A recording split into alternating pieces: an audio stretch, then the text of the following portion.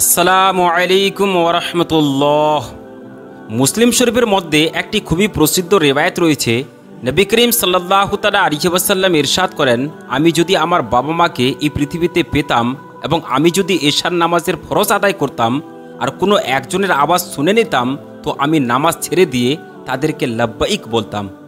একদা হযরত আলী রাদিয়াল্লাহু তাআলা আনহুর কাছে একজন বৃদ্ধ মহিলা আসলেন আর বলতে লাগলেন, হে আমিরুল মুমিনিন, আমার দুইটি সন্তান আছে, ছেলে এবং মেয়ে। তারা দুজনেই অবাধ্য এবং তারা সর্বসময় অসুস্থ থেকে থাকে এবং আমার মেয়েকে কেউ বিয়ে করতে চায় না। তো এমন অবস্থাতে আমি কি আমল করব যে আল্লাহ তাবারাক ওয়া তাআলা তাদের জীবনে লাভ এবং ধনসম্পদের মধ্যে বরকত দান করবেন, আর তারা আমার নাফরমানির জন্য না করে থাকে এবং আমার মেয়ের একটি ভালো জায়গাতে বিয়ে হয়ে যায় আর সে সুস্থ হয়ে ওঠে এবং আমার ছেলে এবং আমার মেয়ে আমার যেন নাফরমানিও বন্ধ করে দেয়। কেননা আমার ছেলে এবং আমার মেয়ে তারা দুজনেই নাফরমান রয়েছে। আমি তাদেরকে যা কিছু বলে থাকি তারা সেটিকে অমান্য করে দেয়। আমি তাদেরকে যা বলে থাকি তারা আমার কথা মোটেও শুনে না। আর আমার ছেলে মদ ও অন্য গুনাহ করে থাকে এবং আমার মেয়েও আমার কথা শুনে না। তারা দুজনেই দ্বীনে ইসলামের প্রতি মোটেও আগ্রহী নয়। হে আমিরুল মুমিনিন, দয়া করে আমাকে এমন কিছু আমল বলুন যেটি করলে আমার ছেলে এবং আমার মেয়ে সঠিক পথে চলে আসে এবং দ্বীনে ইসলামের সাথে মুহাব্বত করতে শুরু করে দেয়। তো সেই বৃদ্ধ মহিলার কথা শুনে হযরত আলী রাদিয়াল্লাহু তাআলা আনহু ইরশাদ করলেন, পিতামাতার এমন 5টি কাজ যে তার শাস্তি তার সন্তানদেরকে মিলে থাকে। সেই 5টি কাজ এমন যে তার সম্পর্ক তার সন্তানদের সাথে জুড়ে আছে। তো সেই 5টি আমল কি, সেটিকে জানার জন্য আজকের এই ভিডিওটিকে শেষ পর্যন্ত অবশ্যই দেখবেন। এবং আমার সকল ভাই বোনদের কাছে একটি ছোট্ট রিকোয়েস্ট থাকবে যে আপনারা এই ভিডিওটিকে একটি লাইক অবশ্যই করবেন। হযরত আলী রাদিয়াল্লাহু তাআলা আনহু ইরশাদ করলেন যে এই 5টি কাজ যদি কোনো মা বাবা করে থাকে তো সেই কাজটি করার কারণে তার সন্তানদেরকে শাস্তি মিলে থাকে। তারপর সেই বৃদ্ধ মহিলা বলতে লাগলেন যে, হে আমিরুল মুমিনিন, সেই 5টি কাজ কি যার কারণে আমার সন্তানরা অসুস্থ থেকে থাকে এবং পেরেশানির মধ্যে লিপ্ত থেকে থাকে। তো হযরত আলী রাদিয়াল্লাহু তাআলা আনহু এক এক করে সেই 5টি কাজ বলতে লাগলেন। তো চলুন সেই 5টি কাজ কি জেনে নেওয়া যাক।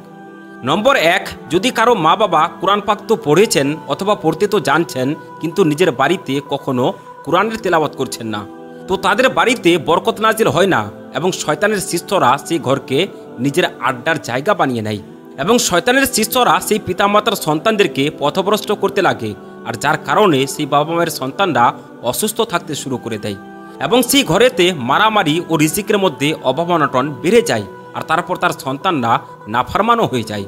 এছাড়াও তার সন্তানরা ইসলাম থেকে একেবারে দূরে চলে যায়।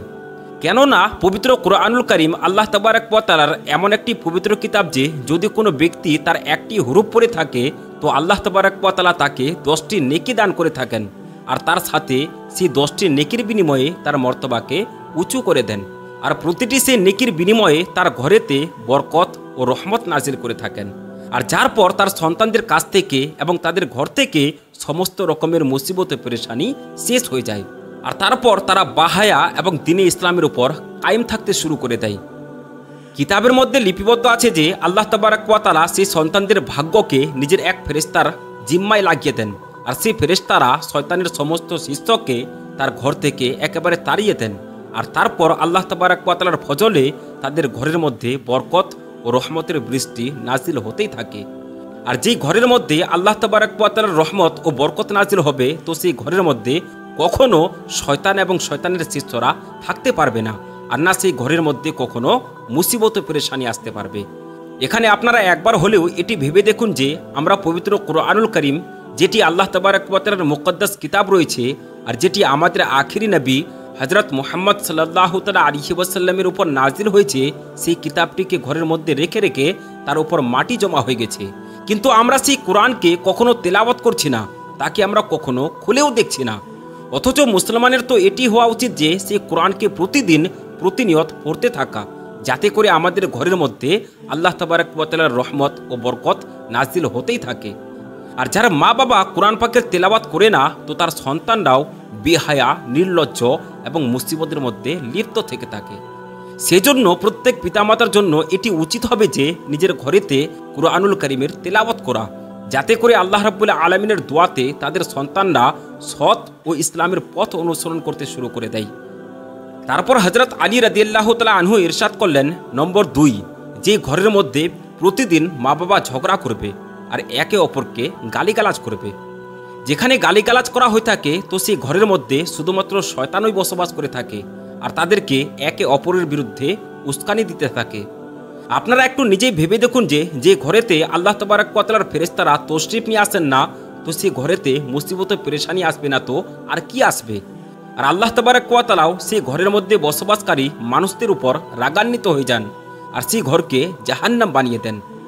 নবী করিম সাল্লাল্লাহু তাআলা আলাইহি ওয়াসাল্লামের ফরমান রয়েছে যে একে অপরকে গালিগালাজ করা দ্বীনে ইসলামের মধ্যে হারাম করা হয়েছে। কেননা মা বাবাকে দেখেই তো সন্তান বড় হয়ে থাকে। যেমন আমল মা বাবার হবে তো তেমনই আমল সন্তানেরও হবে। সন্তান তো এটাই দেখেছে যে আমার মা বাবা একে অপরকে গালাগাল করছে, একে অপরের সাথে মারামারি করছে। তো এখন সন্তানের কাছে আপনি কি আশা করছেন যে আপনার সন্তান ভালো হবে, আপনার সন্তান ফরমাবরদার হবে? তো এমনটি কখনো হতে পারে না। হযরত আলী রাদিয়াল্লাহু তাআলা আনহু ইরশাদ করেছেন যে মা বাবার জন্য এটি উচিত হবে যে দ্বীনে ইসলামের মধ্যে যে পদ্ধতি বলা হয়েছে সেই পদ্ধতিকে অবলম্বন করা, যাতে করে তাদের সন্তানরা সেটিকে শুনে আর তার উপর আমল করে। তো যদি কোনো ব্যক্তি এমনটি করে থাকে তো তার সন্তান বেহায়া এবং নাফরমান কখনো হতে পারে না আর সমস্ত মুসিবত পেরেশানি থেকে তার সন্তান সুরক্ষিত থাকবে। নিজের ঘরের মধ্যে হাদিসের কথা বলুন, নবী করিম সাল্লাল্লাহু তাআলা আলাইহি ওয়াসাল্লামের ফরমান শোনাতে থাকুন আর নিজের ছেলে এবং মেয়েকে হযরত আলী রাদিয়াল্লাহু তাআলা আনহু এবং হযরত মা ফাতিমা রাদিয়াল্লাহু তাআলা আনহা অথবা হযরত আয়েশা সিদ্দিকা রাদিয়াল্লাহু তাআলা আনহার ফরমান শোনান, যাতে করে আমাদের কন্যারা বাহায়া এবং ফরমাবরদার হয়ে যেতে পারে। সেজন্য পিতামাতাকে দ্বীনে ইসলামের ধারায় কথা বলা উচিত, যাতে করে তাদের সন্তানরা নির্লজ্জ, পেরেশানি, অবাধ্যতা এবং নানান ধরনের মুসিবত থেকে সুরক্ষিত থাকতে পারে। তারপর হযরত আলী রাদিয়াল্লাহু তাআলা আনহু ইরশাদ করলেন যে 3 নম্বর, মা বাবার বিপর্দার কারণে তাদের সন্তানরা রোগব্যাধি অথবা অসুস্থতায় আক্রান্ত হয়ে যায়। সহিহ বুখারীর মধ্যে হযরত আবু হুরায়রা রাদিয়াল্লাহু তাআলা আনহু থেকে বর্ণিত আছে যে নবী করিম সাল্লাল্লাহু তাআলা আলাইহি ওয়াসাল্লাম ইরশাদ করেছেন, যে মহিলা পর্দাতে থাকবে তো তার উপর জান্নাত ওয়াজিব হয়ে যাবে, আর যে মহিলা বেপর্দাতে থাকবে তো তার উপর জাহান্নাম ওয়াজিব হয়ে যাবে। এটি সর্বসময় মনে রাখবেন যে যেখানে বেপর্দা হবে সেখানে আল্লাহ তাবারক ওয়া তাআলার ফেরেশতারা এমন ঘরের জন্য বদদুয়া করে থাকেন আর শয়তানরা সেই ঘরকে নিজের আবাসস্থল বানিয়ে নেয়। যেখানে বেপর্দা সাধারণ হবে সেখানে মা বাবার সন্তানরা বেহায়া এবং নির্লজ্জ হয়ে যাবে এবং খারাপ কাজের মধ্যে লিপ্ত হয়ে যাবে। আর শুধুমাত্র এটাই নয়, বরং তার সন্তানদেরকে মুসিবত পেরেশানি তাদের ভাগ্যের ভাগ্য হয়ে যায়। আর এই সমস্ত কিছু হয়ে থাকে শুধুমাত্র তার মা বাবার জন্য। যেখানে বেপর্দা থাকবে সেখানে আল্লাহ তাবারক ওয়া তাআলার রহমত ও বরকত কখনো নাজিল হতে পারে না। কেননা আল্লাহ তাবারক ওয়া তাআলার ফেরেশতারা তো বালা মুসিবতকে দূর করে থাকেন, কিন্তু যেখানে আল্লাহ তাবারক ওয়া তাআলার ফেরেশতারাই থাকবেন না তো সেখানে তো বালা মুসিবত অবশ্যই থাকবে আর তার সন্তানরা সর্বসময় রোগ ব্যাধিতে লিপ্ত থাকবে। এটি সর্বসময় মনে রাখবেন যে যেখানে বেপর্দা হবে তো সেই মা বাবার প্রতি আল্লাহ তাবারক ওয়া তাআলা অসন্তুষ্ট হয়ে যান। সেজন্য মা বাবার জন্য এটি জরুরি হবে যে তারা যেন বিশেষভাবে পর্দার খেয়াল রেখে থাকে আর নিজের সন্তানদেরকেও যেন পর্দা করার উৎসাহিত করতে থাকে, যাতে করে তাদের কন্যারা হযরত ফাতিমাতুজ জোহরা রাদিয়াল্লাহু তাআলা আনহাকে অনুসরণ করতে পারে। আর আপনাদের মধ্য থেকে অনেক মানুষ এই কথাটি তো শুনে থাকবেন যে মনের পর্দা করা উচিত, আর এমনটি আমার বোনেরা বেশিরভাগ সময় বলে থাকেন। তো বোন, একটা কথা বলো, তোমার মন তো হযরত ফাতিমা রাদিয়াল্লাহু তাআলা আনহার মন থেকে বেশি শক্তিশালী হতে পারে না, আর তোমার পর্দাও তো তার মতো হতে পারে না।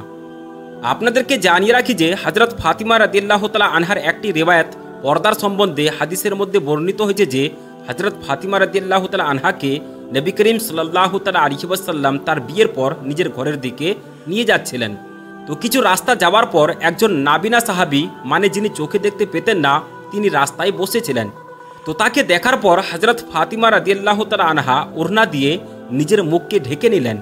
তো এমনটিকে দেখার পর নবী করিম সাল্লাল্লাহু তাআলা আলাইহি ওয়াসাল্লাম ইরশাদ করলেন, বেটি ফাতেমা, এই সাহাবী তো একজন নাবিনা সাহাবী রয়েছে, মানে অন্ধ, সে তো তোমাকে দেখতে পাবে না। তো হযরত বিবি ফাতিমা রাদিয়াল্লাহু তাআলা আনহা বললেন যে বাবা হুজুর, সে সাহাবী তো অন্ধ, কিন্তু আমি তো তাকে দেখতে পাচ্ছি। সুবহানাল্লাহ। তো এমনটি ছিল হযরত বিবি ফাতিমা রাদিয়াল্লাহু তাআলা আনহার পর্দা মুবারক। সেজন্য আমি আমার সমস্ত মা বোনদের কাছে অনুরোধ করছি যে আপনারাও পর্দাকে নিজের জীবনের উদ্দেশ্য বানিয়ে নিন যাতে করে আল্লাহ তাবারক ওয়া তাআলা আপনার উপর খুশি হয়ে যান এবং আখিরাতের মধ্যে আপনার উপর জান্নাত ওয়াজিব হয়ে যায়। তারপর হযরত আলী রাদিয়াল্লাহু তাআলা আনহু ইরশাদ করলেন, নম্বর 4, যে মা বাবা অন্য বাবা মায়ের সন্তানদের সম্বন্ধে ভালো চিন্তা ভাবনা করে না অথবা তাদেরকে খারাপ নজরে দেখে থাকে, তো আল্লাহ তাবারক ওয়া তাআলাও তার সন্তানদের সম্বন্ধে সেই ফরমান জারি করে থাকেন যে মানুষেরা অন্যের সন্তানদের সম্বন্ধে খারাপ কিছু ভেবে থাকেন অথবা খারাপ কিছু বলে থাকেন। মানে আল্লাহ তাবারক ওয়া তাআলা তাদের চিন্তা ভাবনা অনুযায়ী তাদের সন্তানদের জন্য সেভাবেই খারাপ কিছু করে থাকেন। কেননা আল্লাহ তাবারক ওয়া তাআলা ওয়াহদাহু লা শারিক, তার অসংখ্য কুদরত রয়েছে। আল্লাহ তাবারক ওয়া তাআলা যে কোনো পিতামাতার ভালোবাসার চেয়ে অনেক বেশি নিজের বান্দার সাথে মোহাব্বত রেখে থাকেন। যখন আপনি কারো সন্তানকে ধোঁকা দেবেন অথবা তাকে কোনো বিপদে ফেলে দেবেন, তো আল্লাহ তাবারক ওয়া তাআলাও আপনার সন্তানকে কোথাও না কোথাও মুসিবতের মধ্যে ফেলে দেবেন। আপনি যদি কারো সন্তানদের সম্বন্ধে ভালো কিছু চিন্তাভাবনা রেখে থাকেন, তো আল্লাহ তাবারক ওয়া তাআলাও আপনার সন্তানের সম্পর্কে অবশ্যই ভালো কিছু ভেবে রেখেছেন। এক কথায়, যেভাবে আপনি কারো মেয়ের অথবা কারো ছেলের সম্বন্ধে চিন্তাভাবনা রাখবেন, তো তেমনই আল্লাহ তাবারক ওয়া তাআলা আপনার সন্তানদের সম্বন্ধে ভালো কিছু রাখবেন। একটি রিবায়াতের মধ্যে বর্ণিত আছে যে রাসূলুল্লাহ সাল্লাল্লাহু তাআলা আলাইহি ওয়াসাল্লামের দরবারে একজন সাহাবী আরজ করলেন, ইয়া রাসূলুল্লাহি সাল্লাল্লাহু তাআলা আলাইহি ওয়াসাল্লাম, ফালনা সাহাবী কোনো মহিলাকে লুকিয়ে গোপনে দেখছেন। তো আপনি সাল্লাল্লাহু তাআলা আলাইহি ওয়াসাল্লাম সেই সাহাবীকে বললেন যে, যাও তাকে আমার কাছে নিয়ে আসো। তো যখন সেই সাহাবীকে নবী করিম সাল্লাল্লাহু তাআলা আলাইহি ওয়াসাল্লামের দরবারে হাজির করা হলো, তো নবী করিম সাল্লাল্লাহু তাআলা আলাইহি ওয়াসাল্লাম জিজ্ঞেস করলেন যে, তুমি কি তোমার ঘরের দেখাশোনা বন্ধ করে দিয়েছো?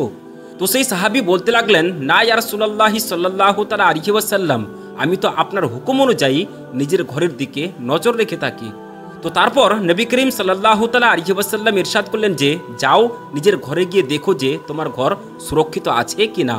তো যখন সেই সাহাবী নিজের ঘরে পৌঁছালেন, তো দেখতে পেলেন যে তার ঘরের একটি দেওয়াল ভেঙে পড়ে গেছে।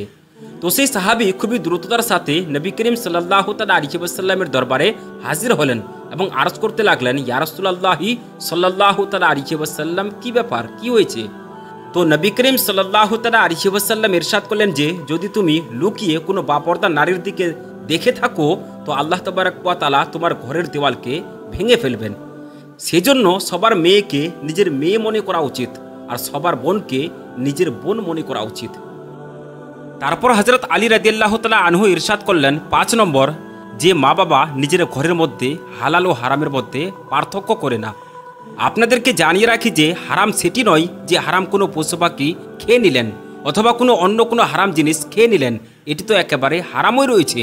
বরং এখানে যে হালাল হারামের কথা বলা হয়েছে সেটি এই যে কোনো জিনিস হালাল রয়েছে আর সেটিকে হারাম করে খেয়ে নেওয়া, আর কোনো জিনিস হারাম রয়েছে আর সেটিকে হালাল করে খেয়ে নেওয়া।